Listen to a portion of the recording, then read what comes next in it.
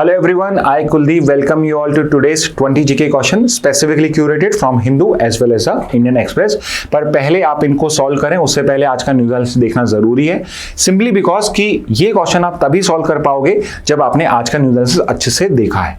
Okay तो पहला question देख लेते हैं। द रेजिस्टेंट फ्रंट और द टीआरएफ ये किसका प्रॉक्सी माना गया है? तो ये प्रॉक्सी माना गया है लश्कर ए तैयबा का, एलईटी का। तो आपके लिए क्वेश्चन है एलईटी का हेड कौन है? फर्स्ट का आंसर ए हो जाएगा। बी पे आते हैं, विच 2025 terror incident was claimed by TRF? कौन सा टेरर इंसिडेंट था 2025 का जो टीआरएफ ने क्लेम करा है?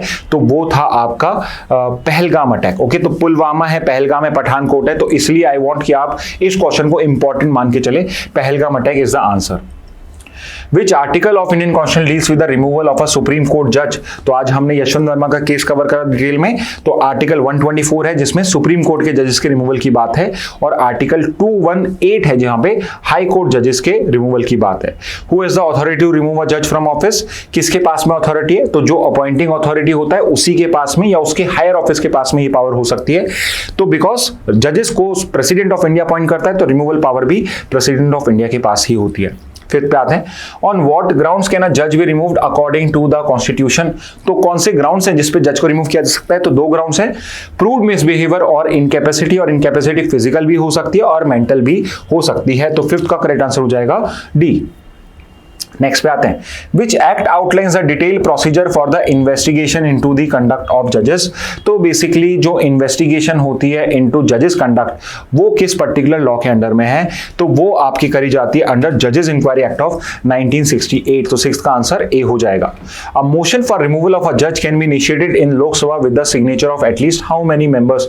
तो लोकसभा में अगर मुझे एक मोशन लेकर आना है टू रिमूव अ जज तो उसके लिए मिनिमम कितने मेंबर्स का सिग्नेचर चाहिए? तो लोकसभा में तो चाहिए 100 मेंबर्स का।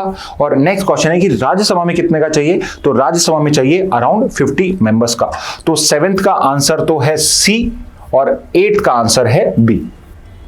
नाइन्थ पे आते हैं, विच जज was the first against whom an impeachment motion was initiated in India?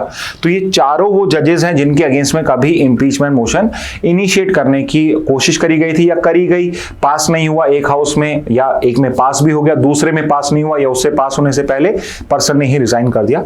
तो जो पहला ऐसा केस था 1993 का था, वो था जस्टिस वी रामास्वामी का केस, जिस पर्टिकुलर केस के अंदर में उन्होंने रिजाइन कर, एक हाउस से मोशन पास हुआ था और एक से लोकसभा से पास ही नहीं हुआ था।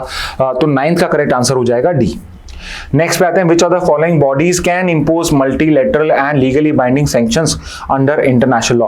तो कौन सी वो सिंगल बॉडी है जिसके पास में सैंक्शंस लगाने की पावर है? तो there is only one body, वो है यूनाइटेड नेशन सिक्योरिटी काउंसिल। तो 10th का करेक्ट आंसर है सी। नेक्स्ट पे आते हैं, under the pandemic accord what proportion of medical products is to be donated to the WHO? तो अंडर द पेंडेमिक अकॉर्ड हर किसी मेडिकल कंपनी जो इस पर्टिकुलर अकॉर्ड की मेंबर कंट्री की कंपनी है उसको कितना परसेंट यहाँ पे मेडिसिन को डोनेट करना है? तो as per the treaty every company, multinational company in a member country of this accord has to donate 20% of its medicine to WHO during pandemic. तो 11th का आंसर डी हो जाएगा। 12th पे आते हैं, which country has rejected the WHO's pandemic response accord? तो ये current affairs का क्वेश्चन है, आज का एनालिसिस देखा होगा तो ही आप सब आंसर कर पाएंगे बाकी क्वेश्चंस भी।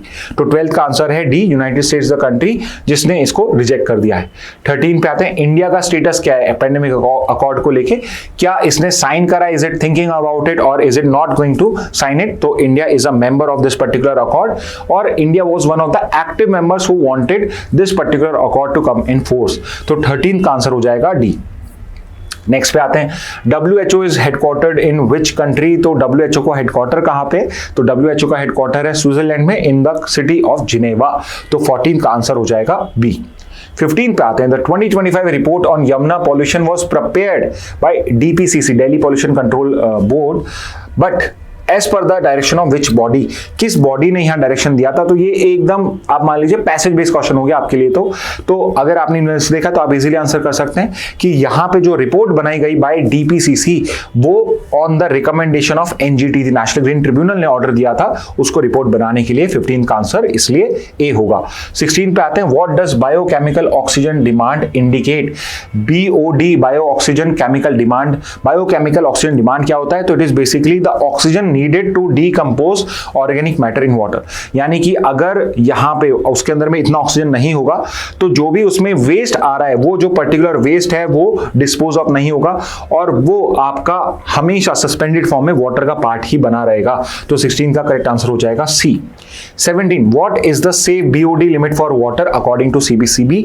तो ये तो स्पेसिफिकली आज की वैसे से ही क्वेश्चन है कि safe BOD limit biochemical oxygen demand limit of water क्या है एज पर सीबीसीबी। तो दैट इज 3 मिलीग्राम पर लीटर से कम या उसके इक्विवेलेंट होती है तब तक तो सेफ है, अदरवाइज इट्स मोर। तो 17 का बी हो जाएगा। 18 का अब देखिए इस क्वेश्चन में लेकिन यहाँ पे इक्वल टू ग्रेटर है, लेस देन और इक्वल है और यहाँ ग्रेटर देन या इक्वल है। तो आपको ये भी पता होना चाहिए कि less than and equal to 3 is better for BOD. Next पे आते हैं, what does dissolved oxygen measure in water. Dissolved oxygen क्या मेजर करता है? तो it basically measures the oxygen available for aquatic और ऑर्गेनिज्म। सो 18 का करेक्ट आंसर हो जाएगा ए। 19 पे आते हैं, what is the minimum safe due level for a healthy aquatic ecosystem. So minimum safe level क्या है कि मिनिमम इतना ऑक्सीजन तो होना ही चाहिए, तो वो लिमिट है आपकी 5 माइक्रोग्राम पर लीटर, 5 मिलीग्राम पर लीटर। ये मिनिमम ऑक्सीजन का लेवल होगा तो ही वो सेफ है फॉर एक्वेटिक इकोसिस्टम। तो 19 का करेक्ट आंसर हो जाएगा D. Finally last question, what is the name of India's navy newly commission diving support vessel.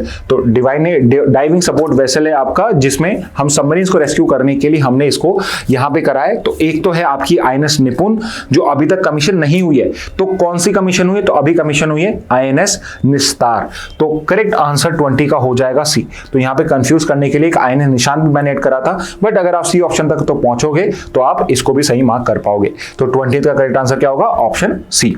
Okay, तो स्टूडेंट्स ये थे आज के इंपॉर्टेंट 20 जीके क्वेश्चंस। तो करीब करीब हमने जितने अच्छे क्वेश्चन थे उनको कवर करा है। फिर भी एक दो क्वेश्चन हो सकते हैं जो आप न्यूज एनालिसिस से बना सकते हैं। तो नोट्स बनाएंगे तो वो एक्स्ट्रा क्वेश्चन भी अगर कोई बनता है आ सकता है एग्जाम में तो वो भी आपका कवर हो जाएगा। Okay, so with this message let's end today session. Thank you and have a very nice day.